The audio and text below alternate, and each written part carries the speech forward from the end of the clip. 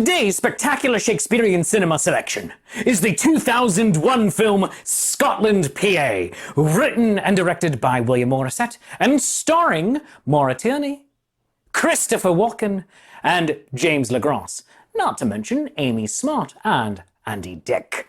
This adaptation moves the story of the Scottish Thane-turned-murderous king to 1975 Pennsylvania and focuses on the Burger Wars with the creation of the drive-through window. And that is the catalyst of the prophecy, which throws everything into action. Ah? Also, what do you think of my tartan? Black and white buffalo check. This is the official Shakespeare tartan for Shakespeare Cinema Spectacular. Eh? Eh?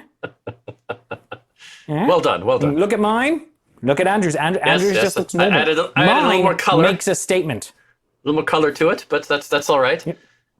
Mine makes a statement. It does, it does. The statement might be, I don't know what the hell I'm doing. But it still makes a statement. And that's the important thing. That is the important thing. It really is. It really is. In matters of importance, style, not substance, is the important thing. Well, come on, don't keep us in suspense. What did you think of the movie? Oh, this is one of my absolute favorite films. Excellent. Yes, this film came upon my radar in 2004 or 2005. Watched it on video. It had a rather small cinematic release, and I loved it. I loved it based on the concept of moving Macbeth into the 1970s. The location for it is a stroke of genius. By the way, it is near where I used to live in the Greater Harrisburg, Pennsylvania area. Okay. Scotland, Pennsylvania, real town, a little bit north of Chambersburg. Now, nothing about it specifically was remotely correct. It was all liberties. Let's create a town. But there is a real town called Scotland in Pennsylvania. It is weirdly hokey and a little bit rednecky, and that all tracks. And this is perfectly wonderful. This is absurd, it's silly, and they do the deaths, they make the deaths count, but then also really show how insanity can happen. And I think this is one of the most true to the spirit of the originals that you could possibly have. And this is our first non-straight adaptation, but inspired by, that we are dealing with. What say you? I truly thought it was a stroke of genius putting it where it was and the concept. I mean, think of the time in 2001, the 70s was such a popular time. I mean, that 70s Absolutely, show and all of that, it was a great... it was a very popular thing at the time, so very smart for him to set that up. But even that aside, I mean, they did a great job with the look and the styling and a lot of the pop culture references and everything, and calling it Macbeth's, kind of like a McDonald's type thing with the restaurant. I mean, anybody who's worked in fast food, got so much more from the jokes and the humor and the situation. So yes, there was that. But even if you didn't, it's still great. And it's just the styling. I have to say, it was the styling of it that added so much, especially for a low budget indie film. Amazing. Now, on the naming of the restaurants, did you catch the joke towards the beginning where Duncan was saying, everyone said I was foolish to leave behind my chain of donut shops? Yes. They mention it a little later too. It wasn't Dunkin' Donuts, it was Dunkin's Donuts. Yes. Just so great. Yes, I think it was when Christopher Walken was interviewing Joe Macbeth about him, and he just said that, I think he was more into the donuts when he was trying to. They made that reference a couple of times. Oh yes, I forgot they said that joke twice. Yes, because Duncan made the reference a couple himself times. says it towards the beginning. It was really. There were a lot of.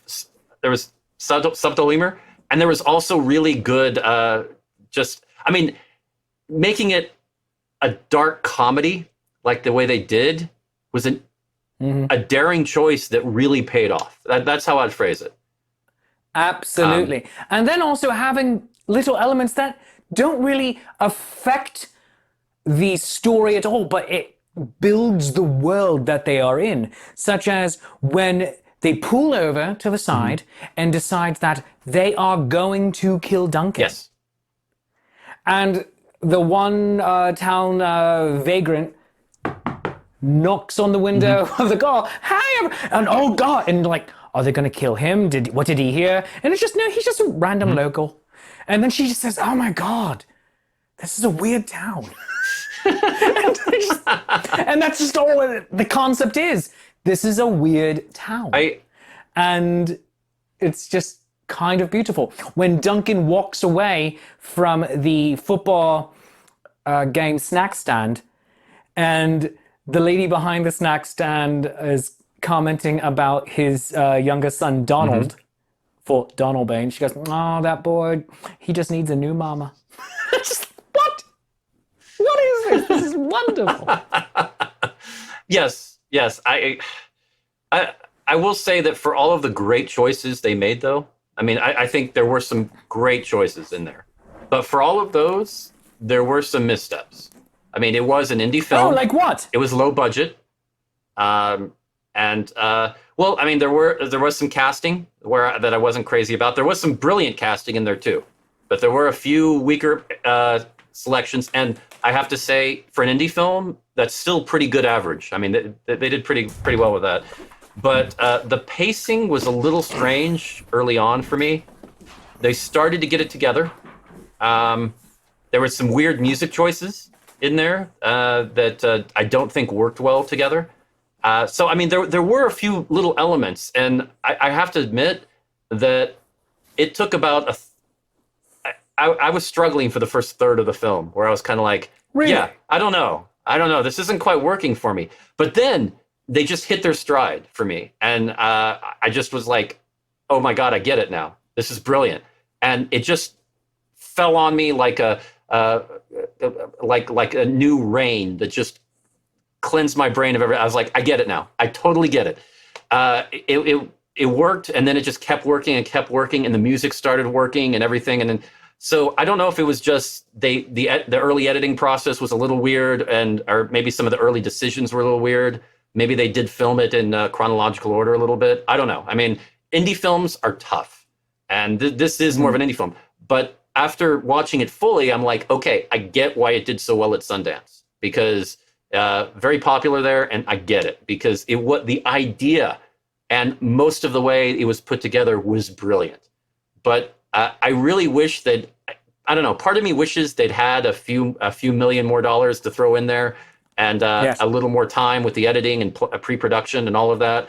And maybe it could have been something insanely special. But, but there's a certain charm to indie films where you can tell that they're on a shoestring budget and they're using 120% of the little they have. I mean, and you can see the love in it.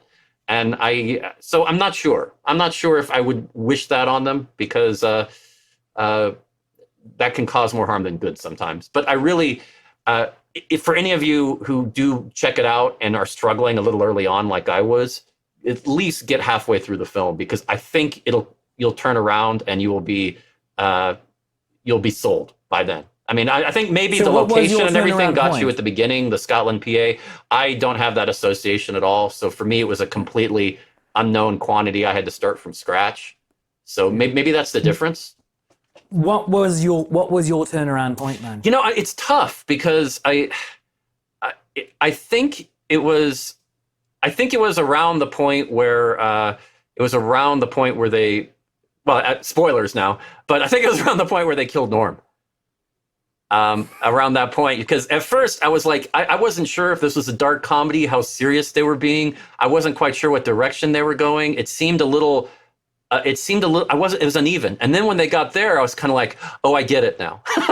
I get what they're doing. And I mean, there were touches in there like the Weird Sisters. Well, I mean, in this, the Three Hippies is what they called them. Oh, I thought that was inspired, so brilliantly done. And I mean, Amy Smart, Timothy Levitch, and Andy Dick. I mean, three really odd choices to put together, and that's why it worked so well. I mean, it was the way they did it was quite brilliant, and that was sort of around the peak of Amy Smart's career.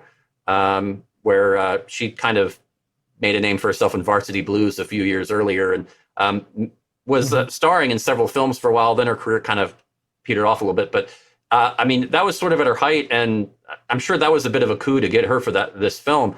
But she just, the difference between the three of them, it just played so well. And you know, whenever he'd see them and they'd be dressed in these completely ridiculous different outfits, when he'd see them throughout the film, I mean, it just played so well. I mean, that was inspired. That was definitely one of my favorite bits in there. And of course, Christopher Walken. Oh my God! I mean, is there a scene he cannot steal? Investigator Macduff. Oh my God! I know he was. Oh, that was brilliant. And of course, he put a brilliant performance in there. And and you know, Maura Tierney, who of course is a very known actress and a good one. She did a very good job. She was in her transition at this moment betwixt news radio and ER. Yes. Now, I mean, and they had some really good character actors as supporting cast, like Kevin Corrigan, James Redhorn, and Tom Gurry. Oh, Kevin Corrigan as Banco. Oh yeah, Banco. I mean, and this was early in his career. I mean, really. Yes. Later, he's done great stuff. Absolutely wonderful. I mean, and then altering character names enough to make them work. So, for instance, Macbeth, everybody just calls him Mac or Mr. Macbeth, but he does have a name, Joe. Yes. Lady M is Pat Macbeth. Yes. Banco, it's Banco instead of Banquo because his name is Banconi. Yes. And his nickname is Banco. They're clear about that. Now, I will say, James LaGrosse, he was by far the weakest character for me. He was the weakest one. And being one of the leads, that was tough. And playing, I mean, Maura Tierney, she kind of carried him a lot of the way, and it was lucky that she did, because that filled a lot of it, and I think elevated him to. She's so fabulous. She is. She plays that over the top, believable line really, really fine, and does it very well. It's. I mean, if she took it one step further, it would probably, in lots of scenes, it would have been too much. But I think it's because she played that vaguely, possibly sociopathic point, but with just, she is a mean person in so many ways. And you see the meanness right away. There are several points you see it. And possibly just simply because she is dissatisfied with her lot in life. Yes. That she's working on making the perfect soft serve ice cream. But she plays that element where she is able to go over the top in such a way that it is still believable. I find it absolutely wonderfully fabulous of her. And the three hippies are fully clear about her character when they talk to Joe and just say, you know, I mean, of course she's not happy right now with what she has, and I mean, it's pretty clear. They don't really. I mean, they at first it's a little confusing, but they get to a point where it's very clear. It's not very difficult to understand, but it's still compelling. And to be able to do that with a Shakespeare play is, to me, impressive. I mean, there was a lot of good stuff in there. I mean, there were some weak links, but like I said, it's an indie film.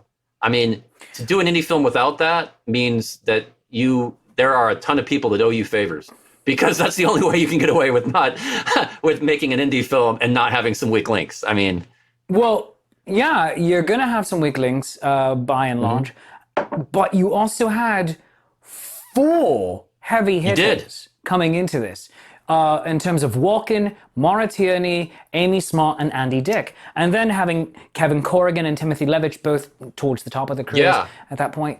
It just makes it amazing. Kevin Corrigan, that was still early in his career. He did a lot of stuff later, so I mean that kind of helped. Tom Gurry he'd done some stuff before. I think most notably The Sandlot. I mean, when he was a kid. Yeah. But I mean, all of these people. I mean, they weren't people that he met in acting school or something. I mean, it wasn't like that. These are known people. I mean, they generally had were competent actors all around. Even Joe Macbeth. I mean, he was a competent actor. I'm not saying he was bad. It was just everybody No. else had such an A game going. I mean, he played it a little flat. In large extent, though, you look at the original play of Macbeth. Yes, Macbeth has the lion's share of the lines.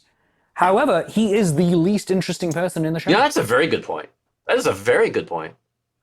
So having somebody who can be there and do a good, solid job, I don't know what else you could possibly bring when you have Maura Tierney and Christopher Walken to play off of for your major Unless you scenes. just And have then a also totally Amy Smart brilliant and Andy actor. Dick. I mean, that's the only way you could probably get something more to it, honestly. And there aren't many people who could do that. I think you're right. I think you're, Yeah. all things considered, yeah. He needed to hold his own, and he did. He needed to create somebody that felt real, Yes. and he did. But he was not the funniest. He's not even the most serious actor in it. But he did a good job because he is the straight man in his own story. Yeah, I see your point.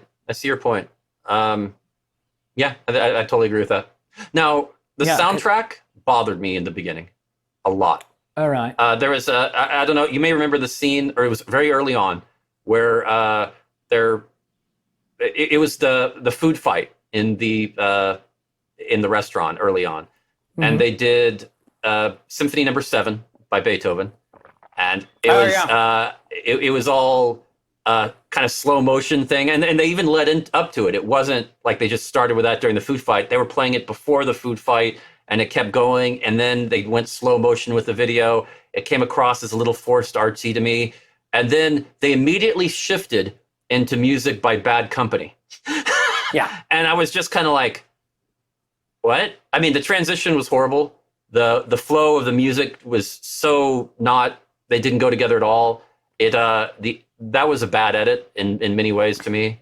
You know what would have been a better bit of music right there then? To keep the slow-mo and everything, the hyper-dramatic, you could have used, instead of Beethoven, you could have used the 4-minute instrumental from Layla by Derek and the Dominos. There you go. Now, I read that they said that the reason they went with so much Bad Company music in there was because it was by far the cheapest for the time period. And I get that. I mean, like I said, indie film, you go with what you can.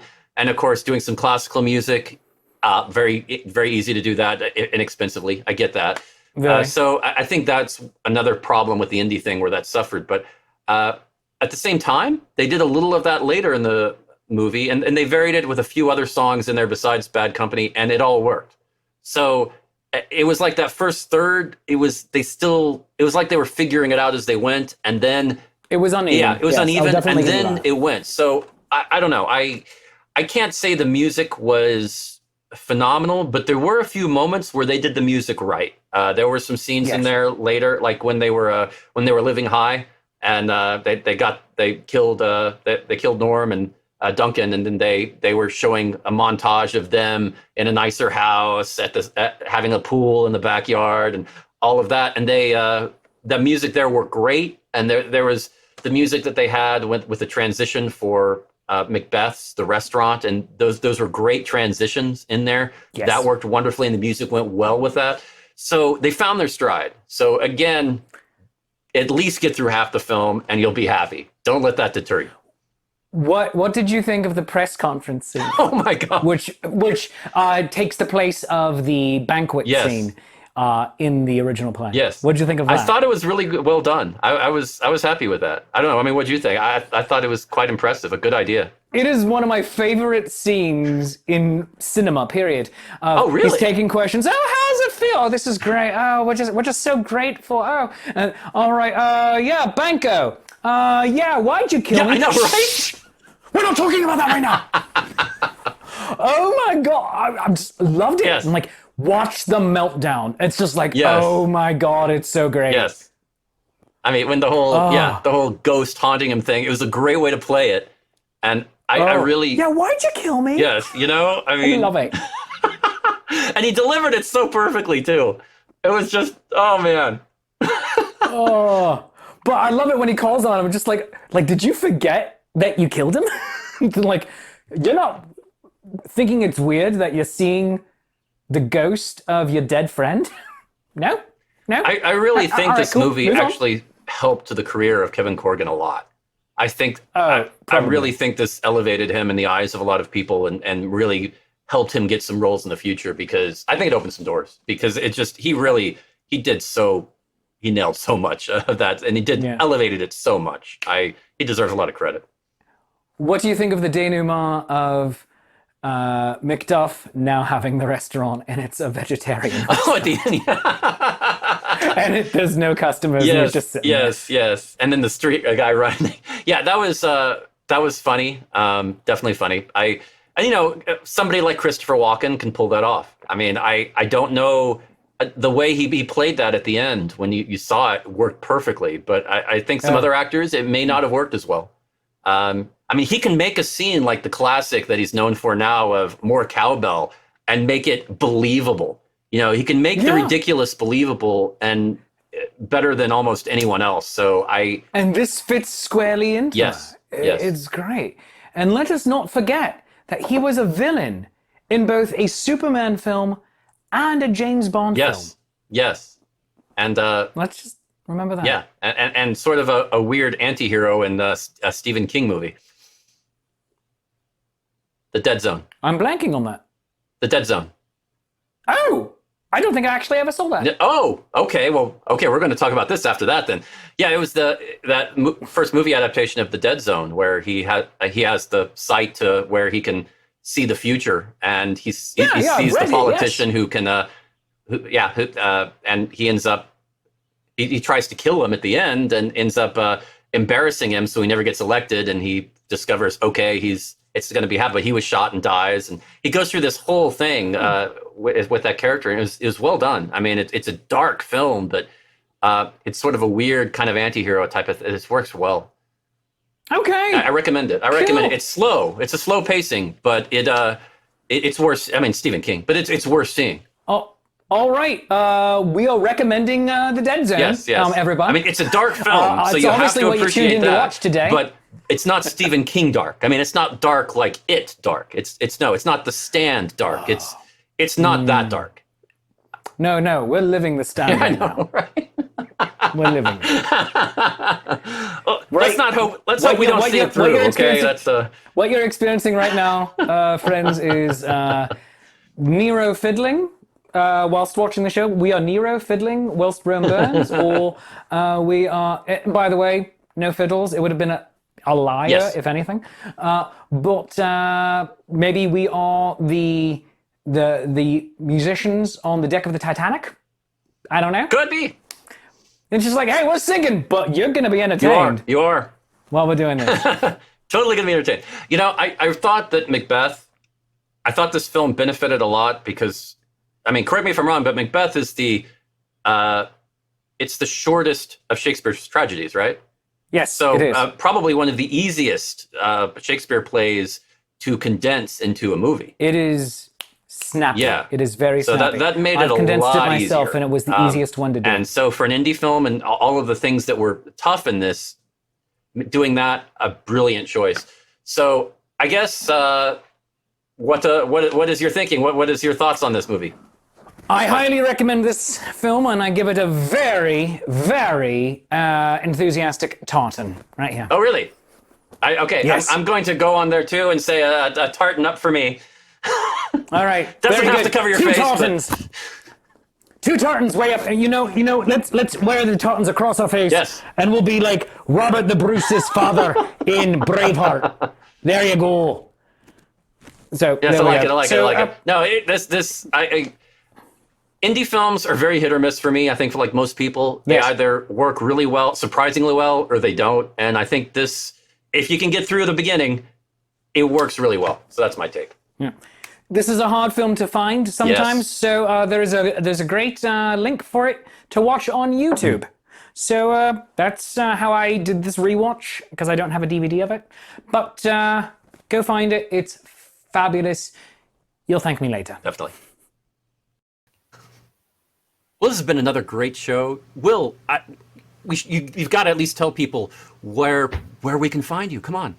Oh, well, I'm right here, right now. But if you want to find me in the else places, the other stuff, basically online, you want to find me, and I know you do, go and follow me on Instagram, Shakespeare.approves on Instagram. I'm other places too, but that's the one I'm going to talk about today. Andrew, what about you? Well, for me, definitely find me at lifesaffair.com and facebook.com/lifesaffair. That's where you can find everything about Life's Affair, which if you're watching this show, well, you probably know about that already. But if you like me, you can find me at theirishbard.com. And don't forget to support our Patreon, patreon.com/lifesaffair. You want to give us money? I know you do. That's a way to do it. We do, definitely support us on Patreon because we want to keep doing this show for as long as possible, once a week, just. Thanks very much for watching. Cheers.